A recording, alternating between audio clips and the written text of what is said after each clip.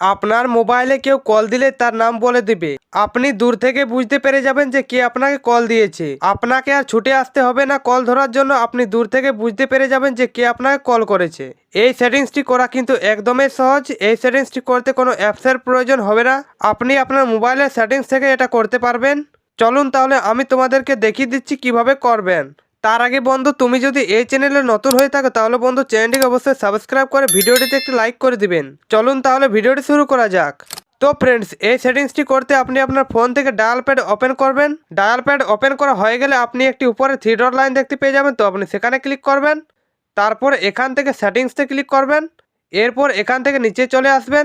নিচে আসার পর আপনি একটি অপশন পেয়ে যাবেন কলার আইডি অ্যানাউন্সমেন্ট বলে, তো আপনি এটাতে ক্লিক করবেন। তারপর এখান থেকে আপনি অ্যানাউন্স কলার আইডিতে ক্লিক করবেন। ক্লিক করার পর আপনার যদি নেভার অপশানটিকে সিলেক্ট করা থাকে তাহলে আপনি অলওয়েজ অপশানটিকে টাচ করে সিলেক্ট করে নেবেন। তাহলে আপনার মোবাইলে কেউ কল দিলে তার নামটি বলে দিবে। তো ফ্রেন্ডস, ভিডিওটি দেখে যদি তোমাদের ভালো লেগে থাকে তাহলে একটি ভিডিওটিতে লাইক করে চ্যানেলটিকে অবশ্যই সাবস্ক্রাইব করে দিবেন। ধন্যবাদ।